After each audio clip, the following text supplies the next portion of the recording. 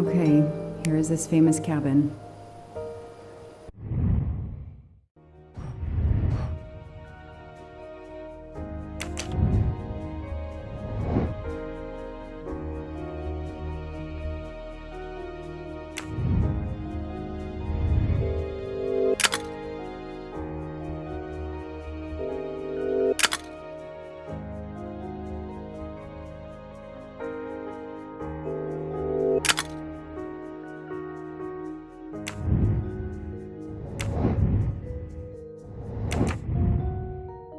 Let's investigate.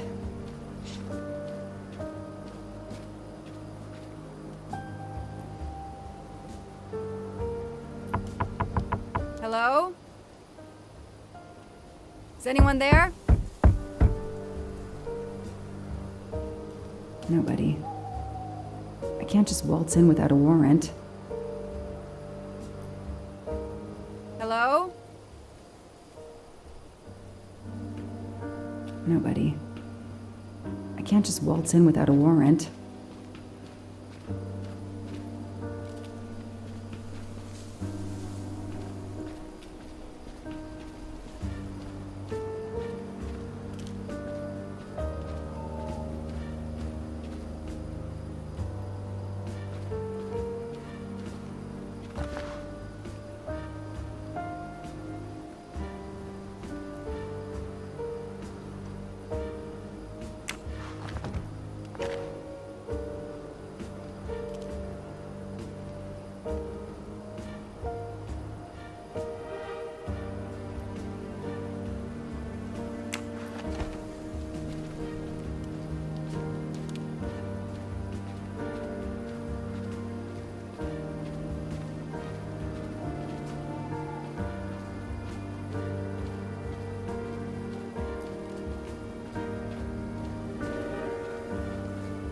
That barrel is sturdy enough. I could climb on it.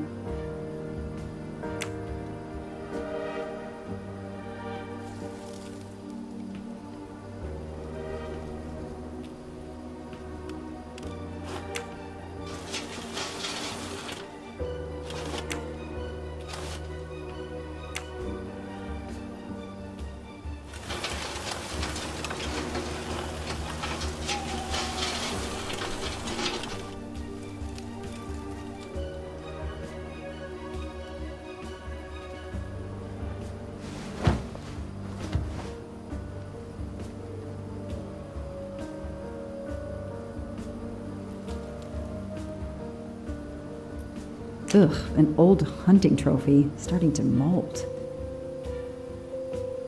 It's Daisy's plush toy. If Fluffy is here, the kidnapper has been here. I have to get inside this cabin.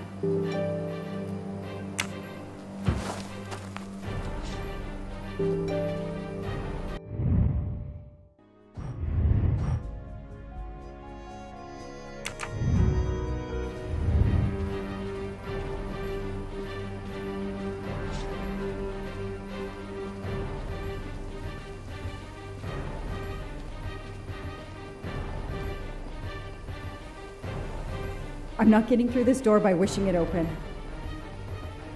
The broom isn't sturdy enough to force the door.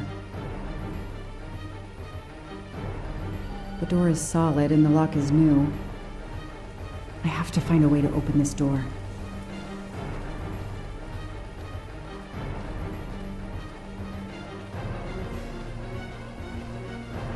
Noah brought Suzanne to this dump on Valentine's Day?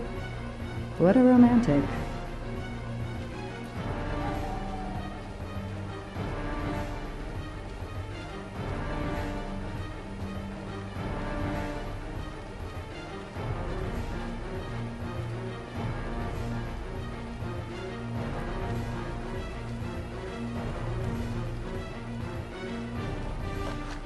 A maul for splitting wood. Perfect for attacking doors.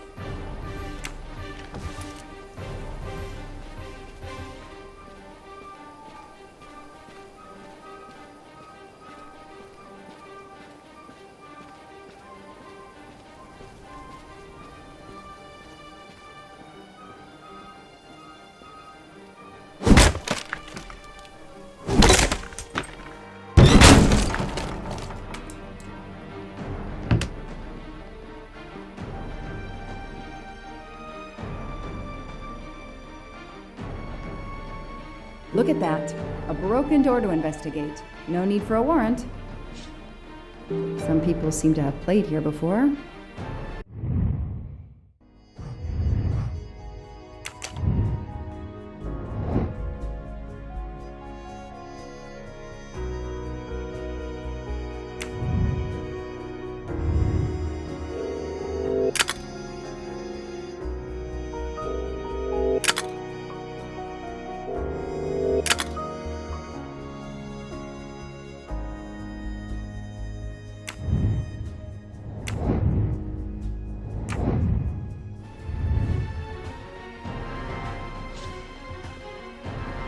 The stove is cold. Nobody's been here recently. A lot of tools. I guess somebody noticed the cabin was about to fall down.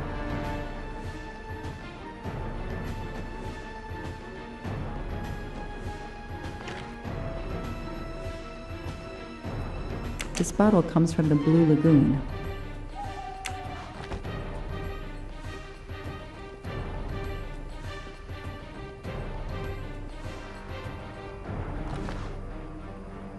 That's a woman's hairbrush. Did Suzanne actually come in here after all?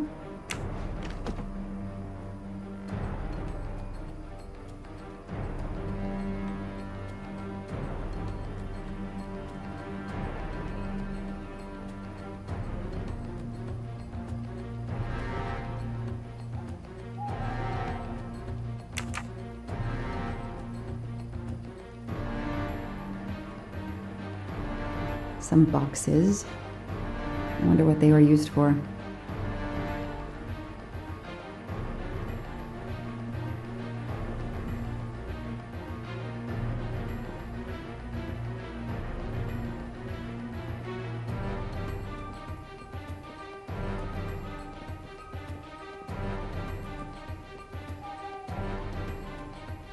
The floor is scratched and worn in this area.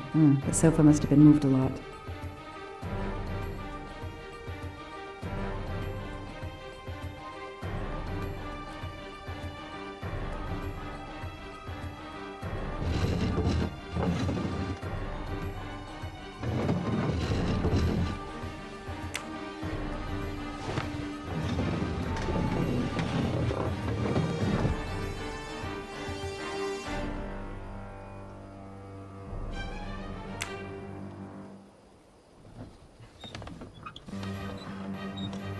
Damn, it's booby-trapped. If I move, it could go off, and that countdown tells me it wants to go off anyway.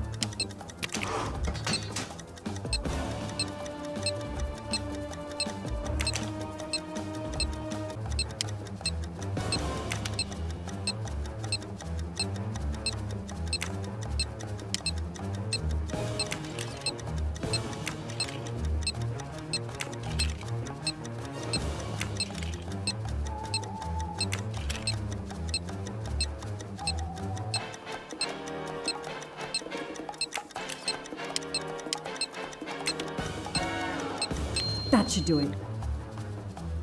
Wow, I wonder if that's how close it was. This would have ended my investigation right here. These rods are heading towards the canisters. It must be the trigger for the explosion. I smell a strong, sweet smell. Damn. I think these are filled to the brim with diethyl ether. Incredibly flammable. It looks like the kidnappers wanted to utterly destroy this place and whoever opened this hatch. A wooden crate? I have to open it.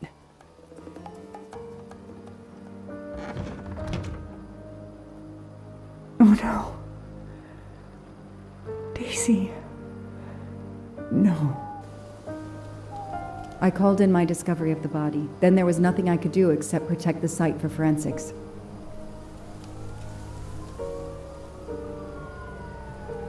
The forensics team arrived an hour later, cordoned off the cabin with crime scene tape, and went to work, looking for physical evidence, fingerprints, testing for fluids, DNA, any clues science can uncover.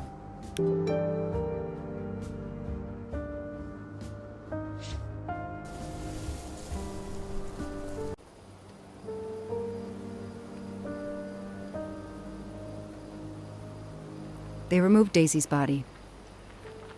The autopsy would take place in the morning. But I had one more stop to make.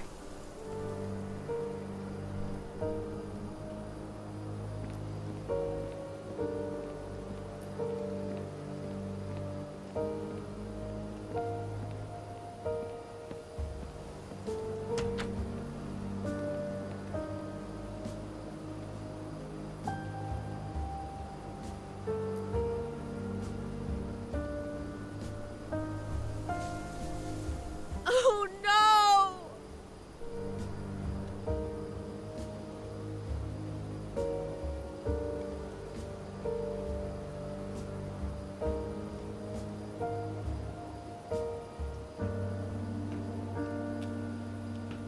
That night, I swore to find the monster who killed that child.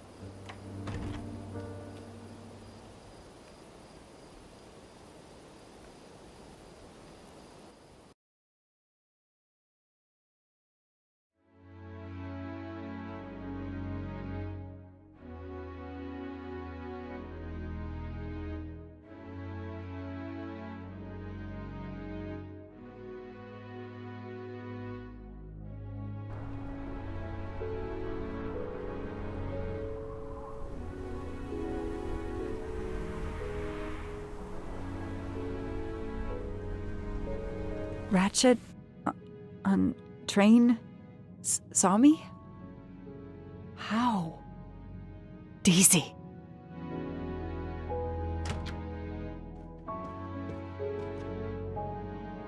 She was awake? And then she collapsed again. I take the responsibility. She was weaker than I realized. Oh. Lie still while I examine you. Pupils dilated? I'm all right.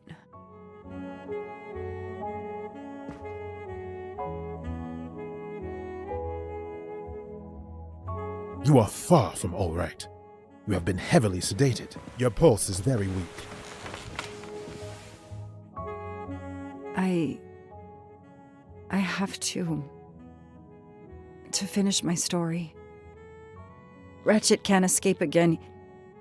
Can't escape. Have no fear of that, mademoiselle. Ratchet will not escape. We must hear her story. This woman needs rest. I will let you know when she is recovered enough to continue. But I warn you, it will be some time. I understand, Doctor. Thank you. I have completed my preliminary examination of the deceased. I think that it will interest you. Indeed it will. and I have other witnesses to interrogate. You are right. Let's not put this poor woman in danger. There will be plenty of time for her to finish her story when she has recovered. By all means, tell me the results of your examination.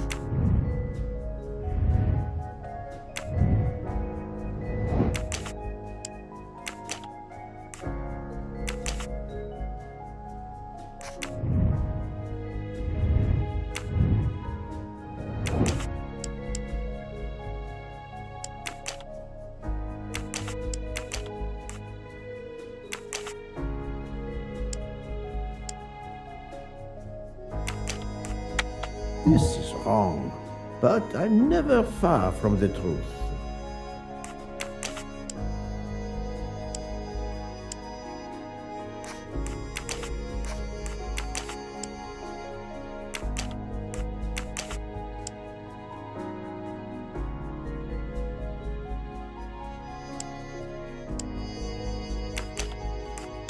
I must admit I'm not right this time.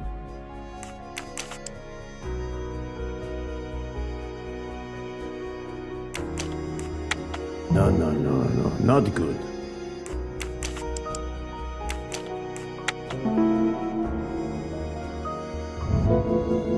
That was easy.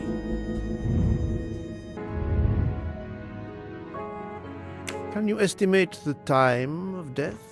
Rigor mortis was advanced, but not complete. I estimate the death occurred between midnight and 2 in the morning. That tallies with the witness statements I've collected so far. What is the cause of death? Multiple stab wounds to the upper torso. It's odd there are no signs of a struggle. That might indicate one of the first wounds was enough to kill him. It seems that Monsieur Ratchet had taken sleeping pills during the night. Ah, that would explain the lack of defensive wounds. Mr. McQueen and Mr. Masterman told me that Monsieur Ratchet didn't smoke. Can you confirm this? I can't say without a more extensive post-mortem. What can you tell me about the stab wounds? I counted 12 in all. 1 or 2 are so slight as to be practically scratches. On the other hand, at least 3 would be capable of causing death. The angle of the wounds is instructive. Most appear to have been struck by a right-handed person. But you see, this one, under the right armpit, it's not a deadly blow given the depth, but a right-hander couldn't have done it. It was most certainly struck with the left hand. So, our murderer is left-handed. No, it is more difficult than that, is it not? As you say, Mr. Poirot, some of these other blows are just as obviously right-handed.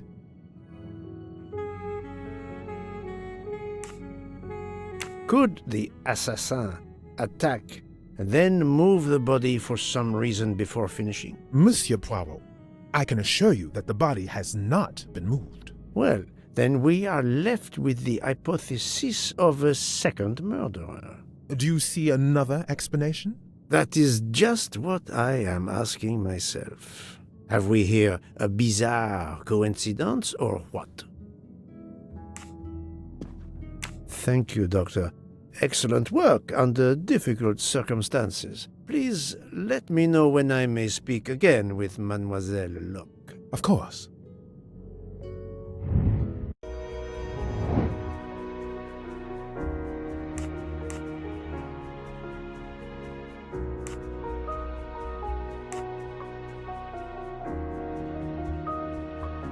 Those I've questioned could be lying to me. I must be sure of the answer.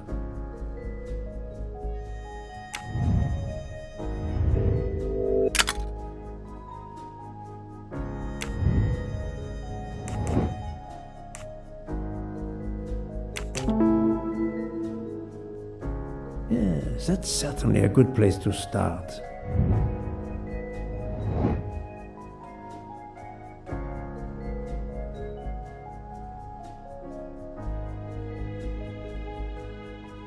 I don't remember any conversations about smoking. The topic is of no interest to me. Book doesn't smoke. Even if he did, I doubt he would remember. Yes, I have personally seen some passengers smoking. I just have to remember who they were.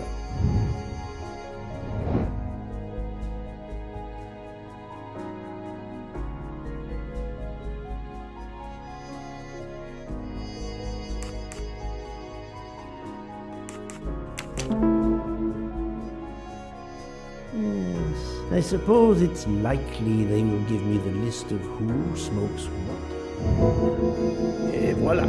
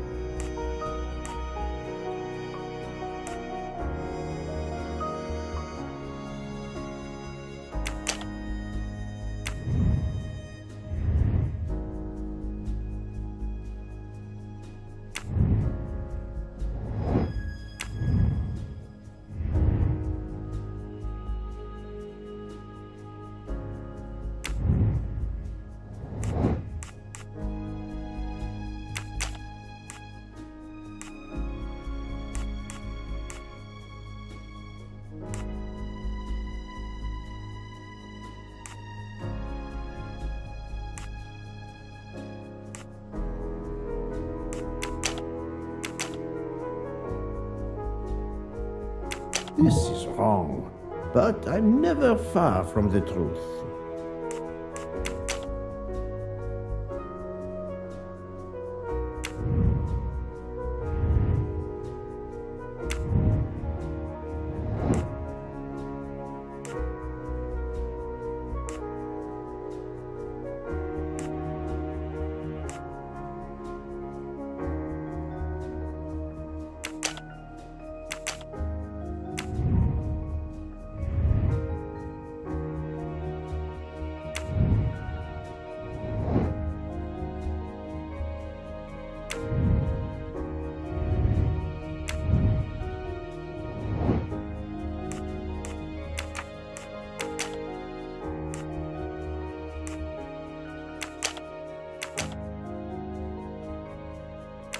Think, Poirot. That is not a good answer.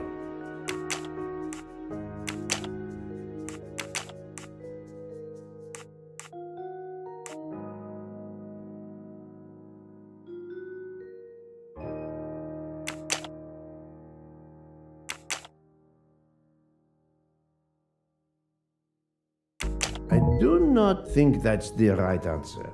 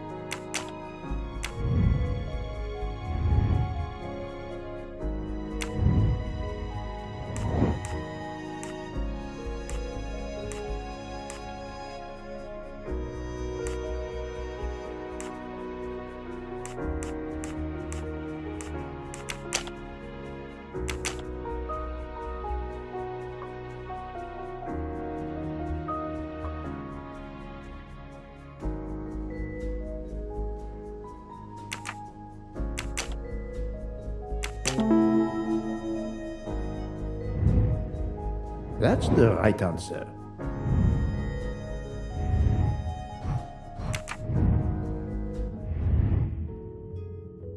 How is Mademoiselle Locke, Doctor? Her vital signs are improving, but she is still unconscious. I understand. Thank you for looking after her.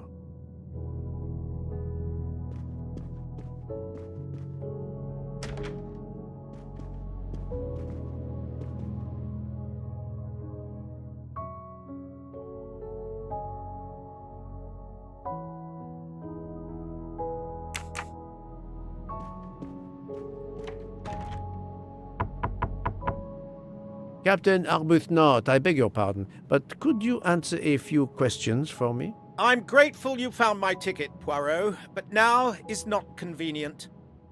I certainly didn't expect such a resistance.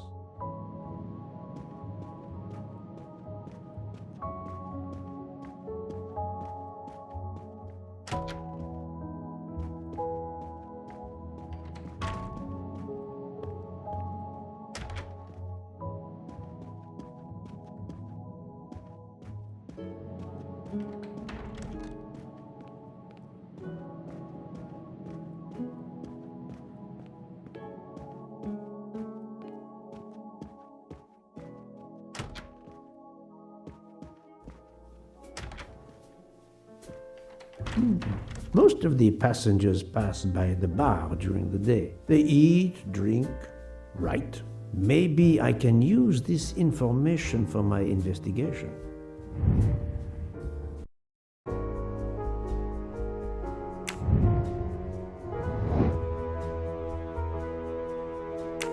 Yes. Yes, it could work. He appears to be an observant young man and serves the passengers regularly.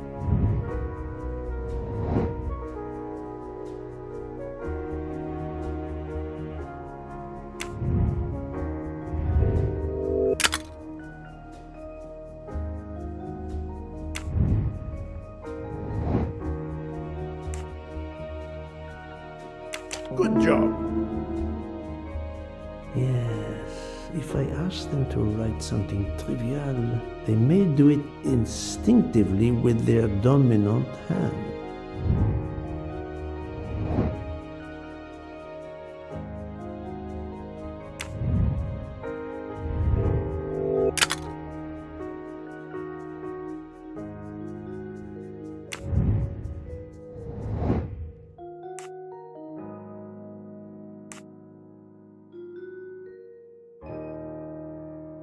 Adequate. Yes, I will remember which people use their right or left hand. My little gray cells did not let me down. Mademoiselle Debenham, I have a few questions for you. Of course. Let's start with your movements last night. There's little to tell. I went to bed and slept. Did you know the man who was killed? I saw him for the first time during lunch yesterday. Did you notice anything about him? Well, if I believed in auras, I might say he seemed dark. Would you mind writing your address on this paper for me? Not at all.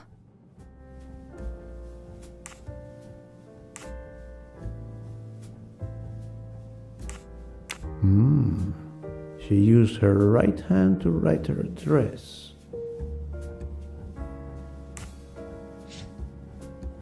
Do you recall what time Mademoiselle Olsen went to get some aspirin from Madame Hubbard? I remember glancing at the clock. She left our room just after 10:30 p.m. Was she away for a long time? About 5 minutes. That confirms what Madame Hubbard told me. Do you smoke by any chance? No, I never have. Do you own a scarlet nightgown? No, it isn't mine. Whose then? I don't know. What do you mean? You do not say, I have no such thing. You say, it isn't mine, meaning that you know who it belongs to, am I correct? Oh, I see. No. I woke up this morning about 5 a.m., with the feeling that the train had been standing still for a long time. I opened the door, and I saw someone in a scarlet kimono some way down the corridor. Her back was turned. It was impossible to see who it was. I understand. Thank you for your assistance, mademoiselle.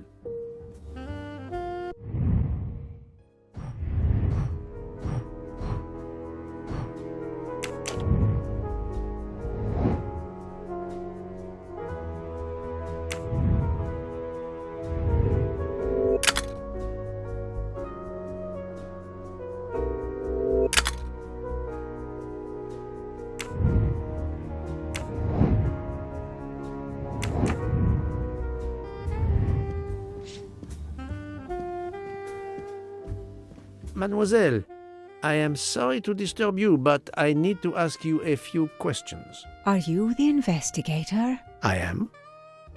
We are lucky you are on the train. What do you want to know? I hear, mademoiselle, that you were the last person to see the murdered man alive. I do not know. It may be so. I opened the door of his compartment by mistake. I was much ashamed. It was a most awkward mistake. You actually saw him? Yeah, he was reading a book. And what did you do after that, mademoiselle? I went in to the American lady, Mrs. Hubbard. I asked her for some aspirin, and she gave it to me. I usually carry extra aspirin for the refugees, but I gave mine to a camp in Turkey. They needed it more than me.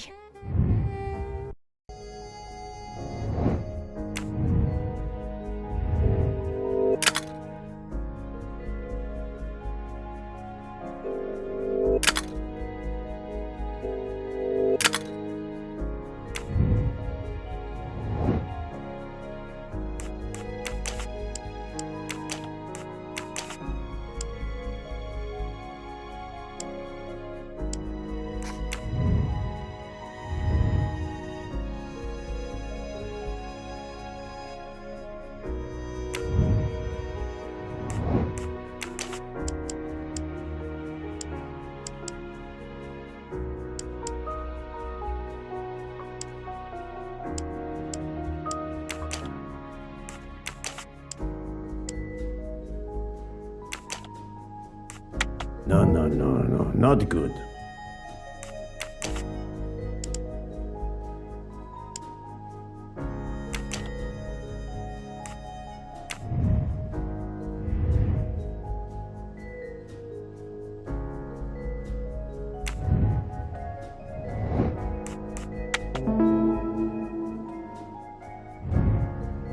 That was easy. Did Mrs. Hubbard ask you whether the communicating door between her compartment and that of Monsieur Ratchet was bolted? Yes, And was it? yes. And after that, what did you do? After that, I went back to my compartment, took the aspirin, and lay down. That was around 10:50 p.m. Do you have a scarlet silk kimono, mademoiselle? No, indeed. I have a good, comfortable dressing gown of Jaeger material. Is there anyone else in your compartment? Yeah, a young English lady. Very nice, very amiable. After the train left Vinkovsky, did she leave the compartment? No, I am sure she did not. Why are you so sure, if you were asleep?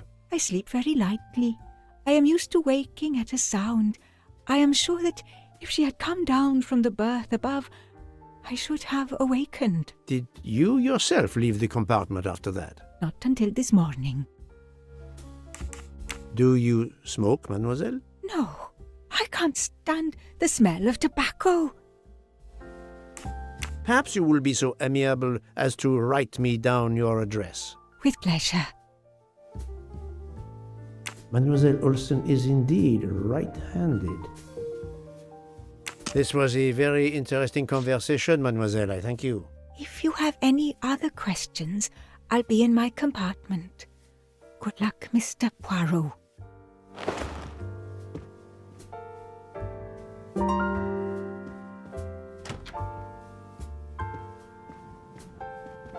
I'll observe her instead. I'll keep an eye on them instead.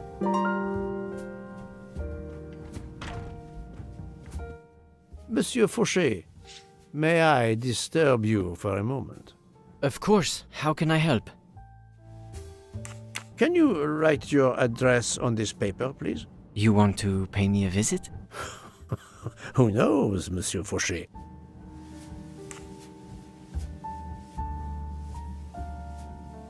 No, I'm wrong. Monsieur Fauché is most certainly right-handed. It is, of course, about the murder of Monsieur Ratchet. Can you tell me your movements last night? I understand. Yesterday evening, I took a break at Vinkovsky station with Hotaru. We then went to our quarters in the staff accommodations, a section of the luggage car. Freya was there, reading, and I went to bed right after. Freya is there now, I think, and Hotaru is in the kitchen.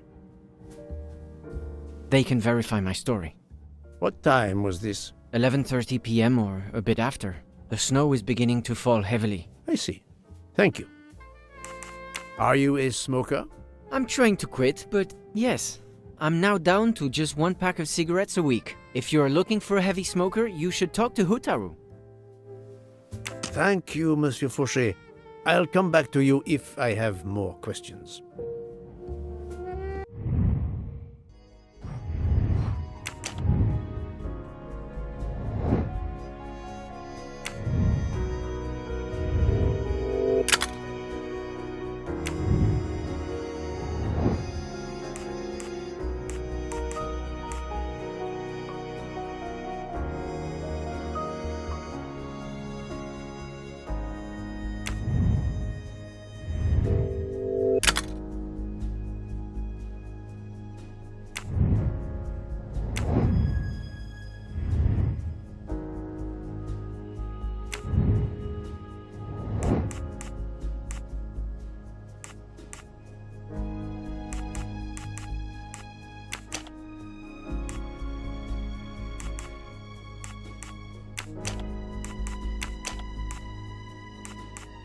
This is wrong, but I'm never far from the truth.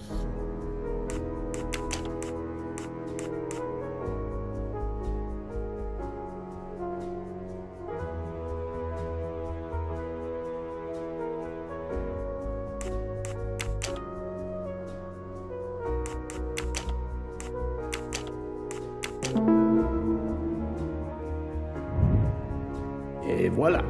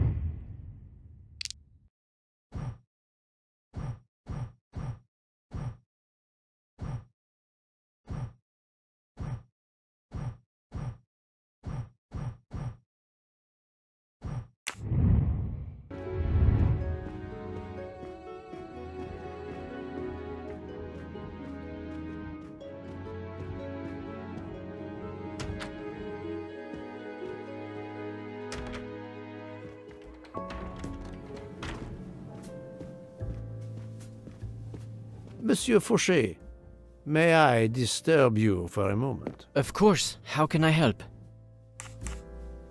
Here is everything that was listed on the magnet. Excellent. I can take it from here. Mr. Poirot, I'm uncertain about the lemon juice. Is it half a lemon or a full lemon for the recipe? Half a lemon. I can't remember if Hotaru prefers it with ginger or without. Do you remember? I can assure you that he will want the ginger.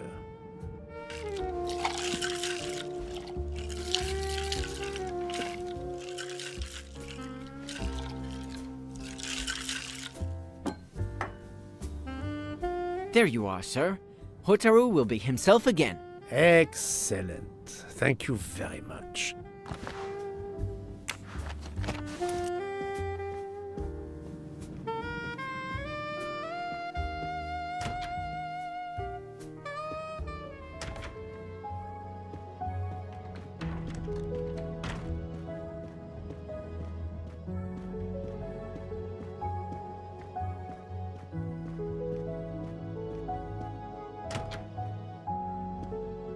Here you go, Mr. Mori.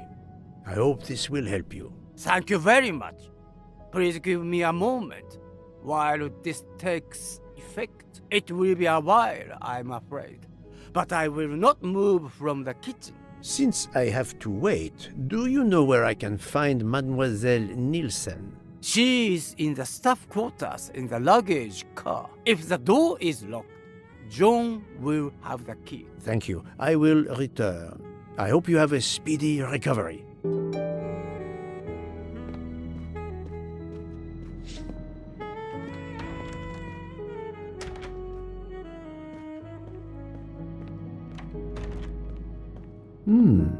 It's locked.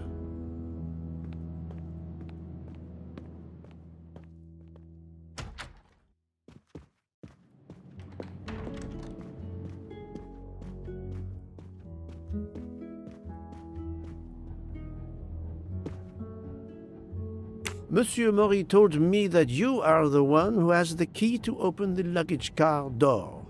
I will need it. Yes, that's right. Here it is. Please don't forget to give it back to me. I will not forget, Monsieur Fauché.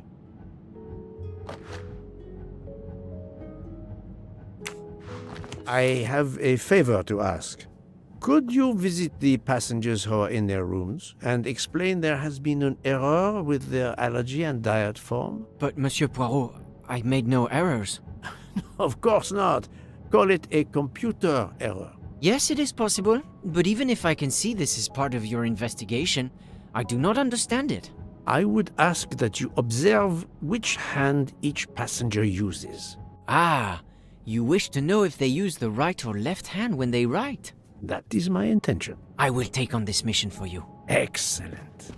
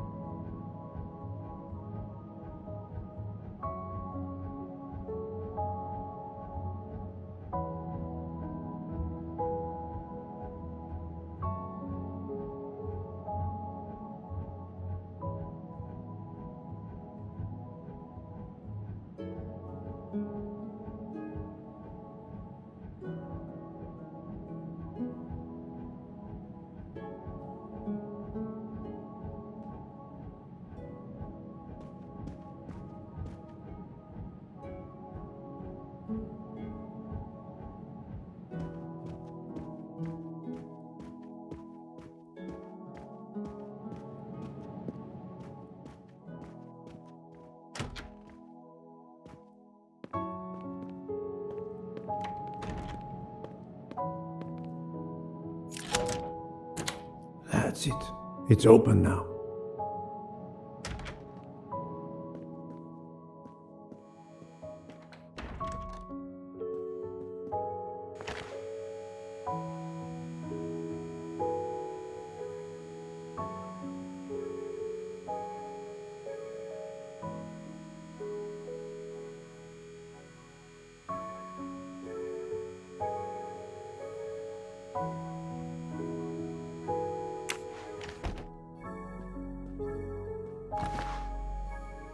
A deck of cards. I suspect they were reading diamonds and spades instead of books.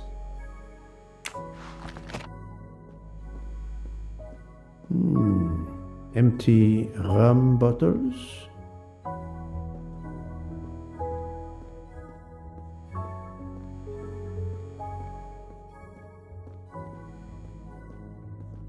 Hello, Mademoiselle Nielsen. May I ask you a few questions? I don't have a minute. My career is ruined, and it's not my fault. But how did this terrible thing come to pass?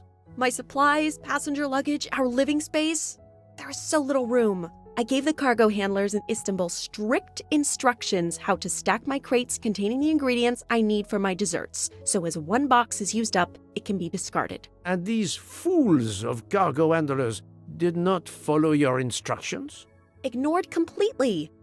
I have 4 crates that must be moved from there to here to correct the order they are stacked. But placing the wrong crate on top of a smaller crate will crush it, its contents, and my career. Calm yourself, mademoiselle. I understand. So, the problem is these 4 crates must be moved there, but carefully. Yes. I have to move these 4 boxes from this location to here. But there is not much space to move the boxes, and I have to be careful never to put a bigger box on top of a smaller one, or the smaller crate will be destroyed. The problem is clear. I shall assist you.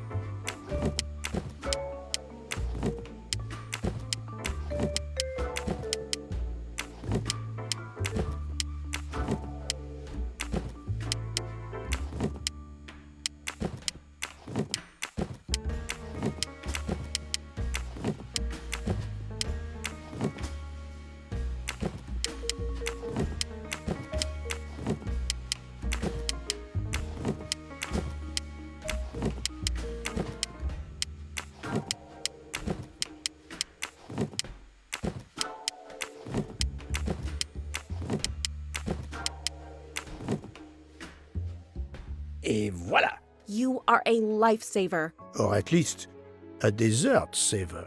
Thank you, thank you. I will gladly answer your questions.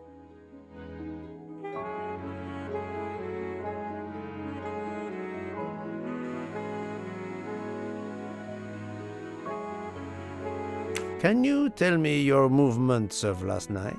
Last night after dinner, I stayed in the kitchen until 12:15 a.m. Then I joined Jean and Hotaru in our quarters.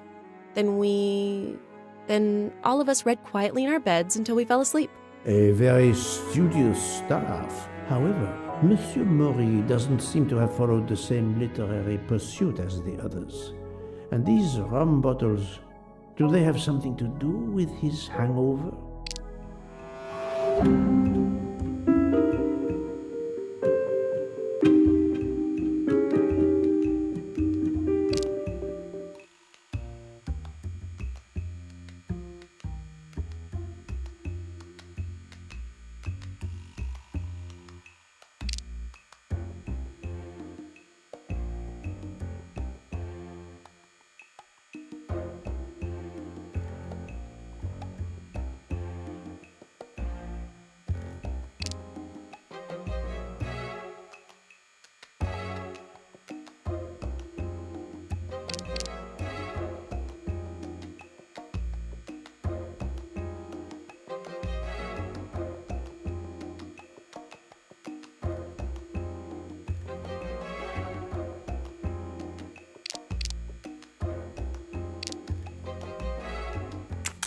I rather think that you didn't just read last night. What makes you say that?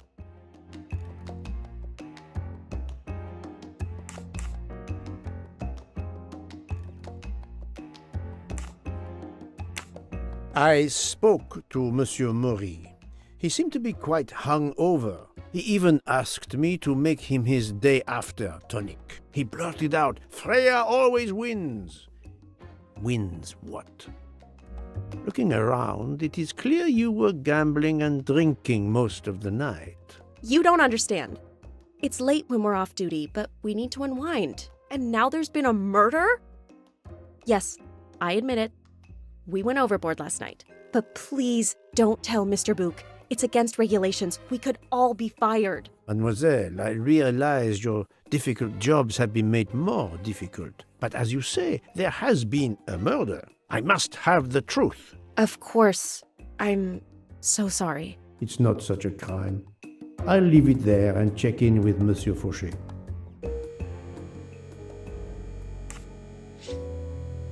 Do you smoke? No, I never have. Thank you. Monsieur Masterman, Count and Countess Andreni, they are all right-handed. I also asked Princess Dragomirov, but she had her assistant, Madame Schmidt, sign for her. She is right-handed as well. You have exceeded my expectations. Well done. Thank you, Monsieur Fauché. I'll come back to you if I have more questions.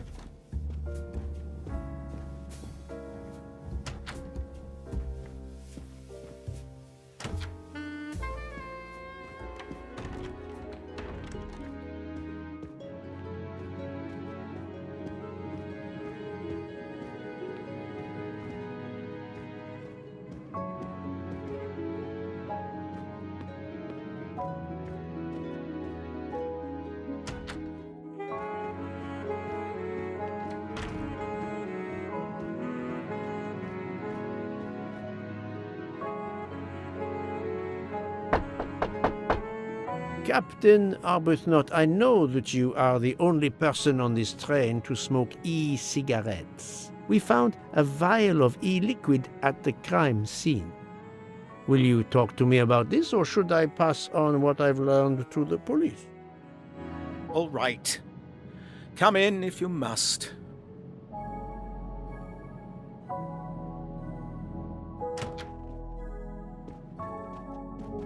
I have just a few questions for you. Very well. Let's hear them. What were you doing last night around 1:15? 1:15? I believe I was still talking to that young American fellow, Mr. McQueen, the secretary of the man who was killed. We were in his compartment. He was a friend or acquaintance of yours? No, I never saw him before this journey. We'd hit it off at dinner, and the conversation continued into the early hours. Until what time was that? Until 1:45 or so. Then I retired to my room and went to sleep. The young English lady, Mademoiselle Debenham, was at the Tocatlian Hotel. Perhaps you met her there? We exchanged a few words, fellow Brits abroad, that sort of thing.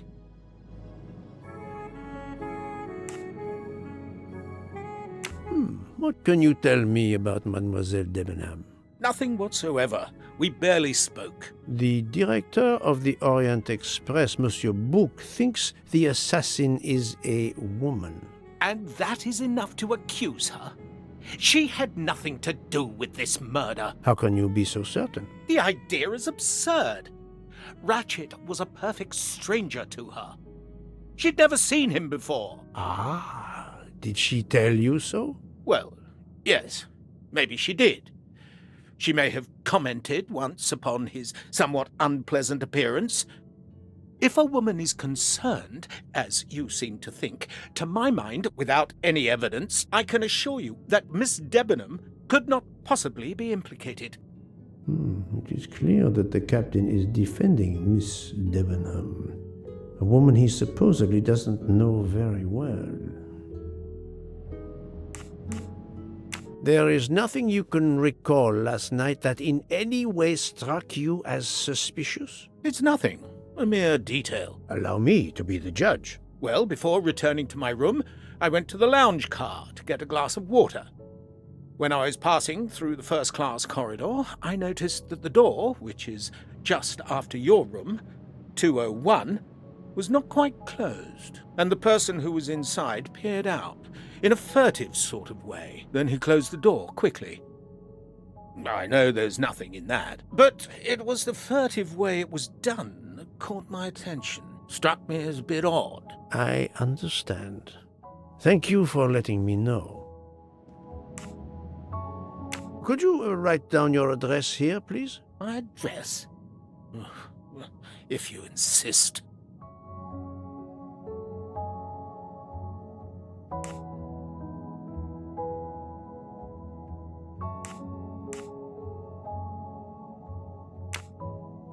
The population at large is right-handed, and here is proof again.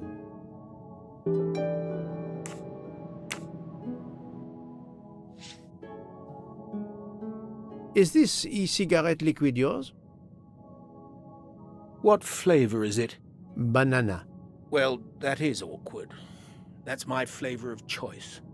But I have no idea what it was doing there, whatever. Can you explain how it ended up there? I have no idea.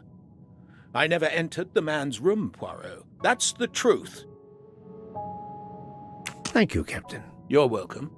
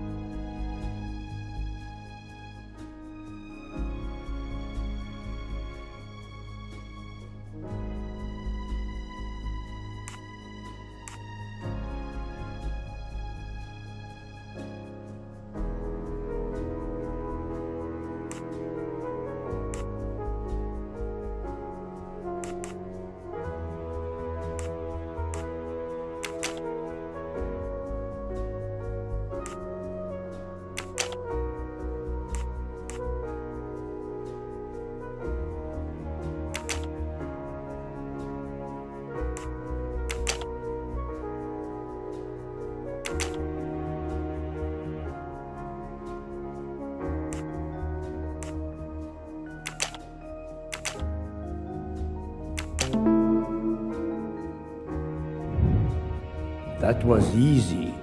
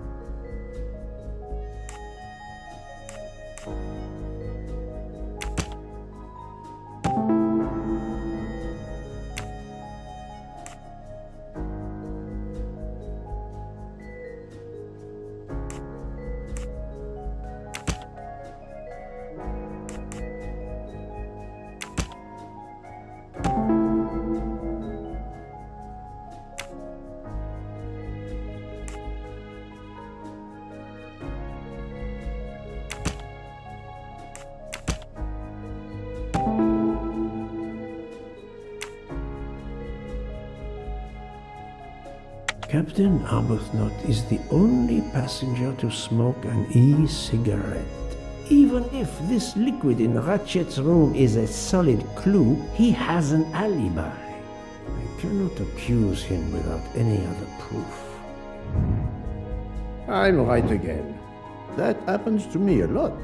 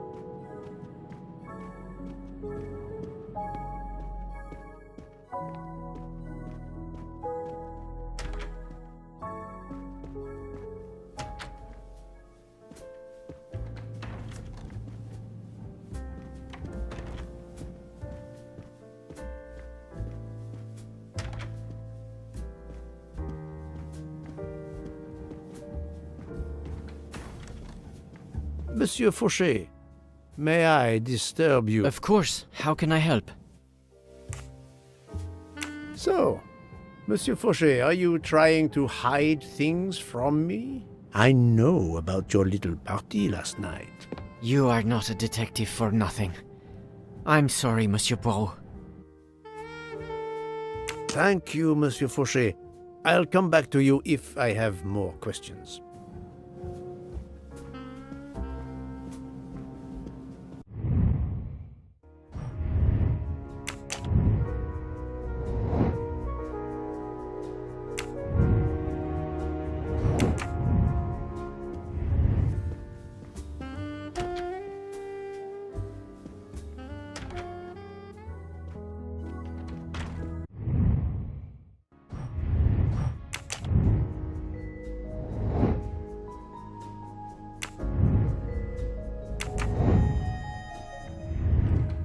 So, Poirot, I hope you are progressing in your investigation.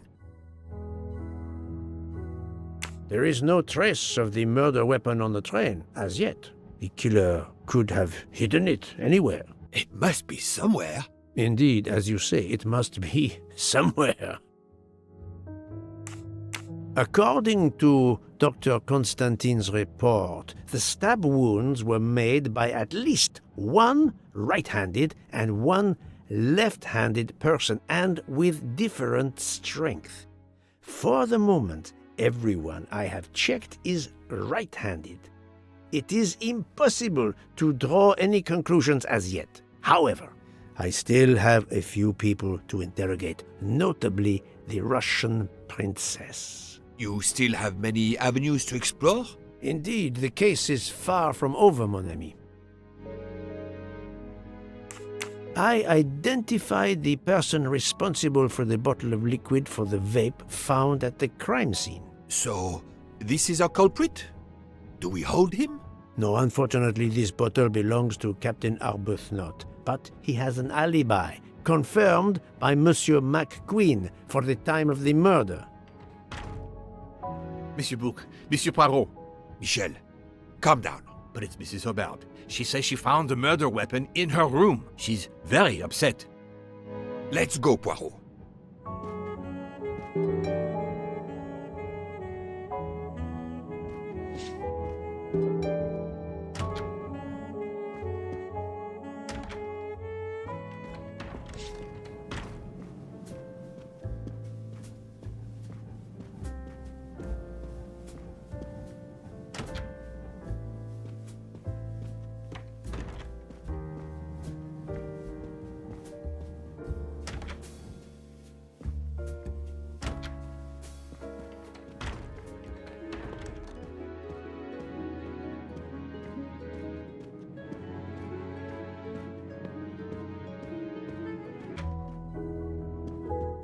I demand to be allowed to leave this train! Madame, we are in the mountains, trapped in a snowdrift.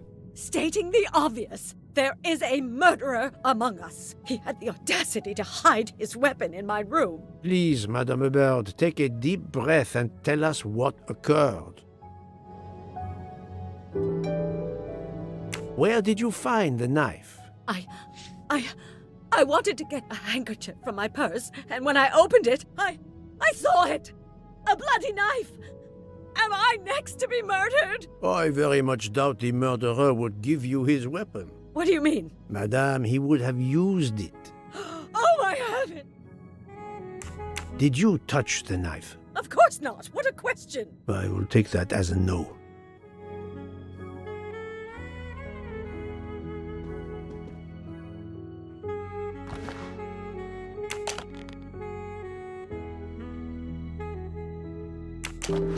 Is this knife the real murder weapon, or is it a red herring?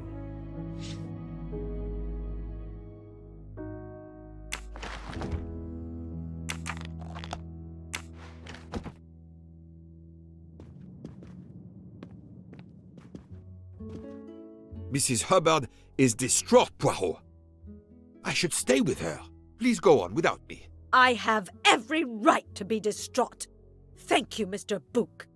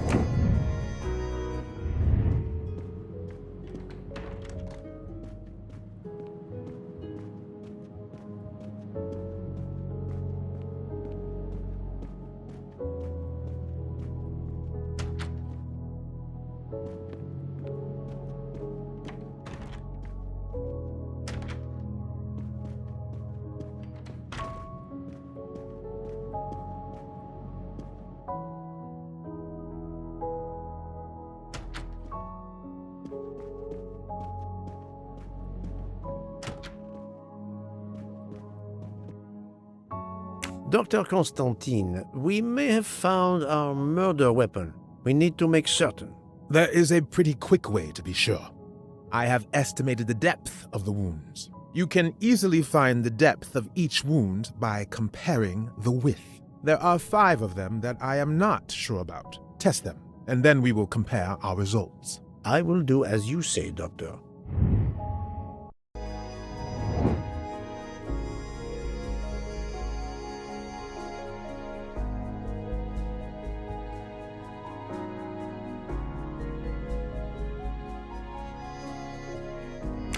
No, not good. I must admit I'm not right this time.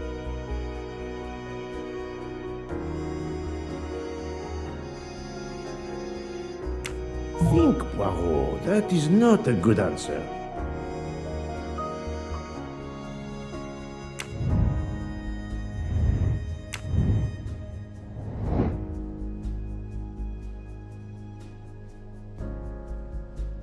I must admit I'm not right this time.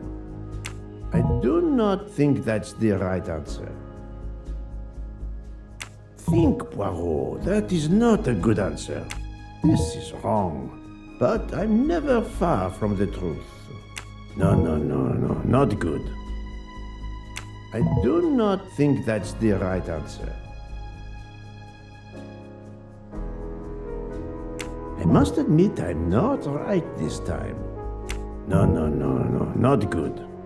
This is wrong. But think, Poirot, that is not a good answer. No, not good. Think, Poirot, that is not a good answer.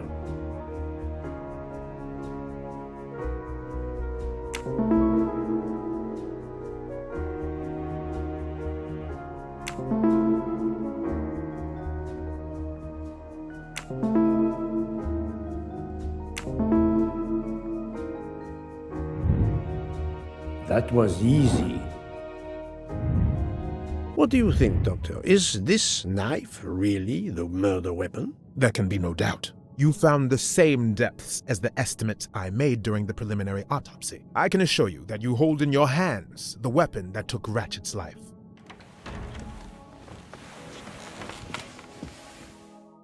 Thank you. I feel way better now. The rest gave you time to sleep off most of the effects of the drug. I'm still a bit groggy. That's understandable. Are you able to continue your story now? Yes. Yes, I think so. Where was I? You were explaining how you returned to the Armstrong house to tell them their poor little child was dead. Yes, that's it. I felt helpless. My part in the case was officially over, but I knew I couldn't let it go. Daisy deserved justice.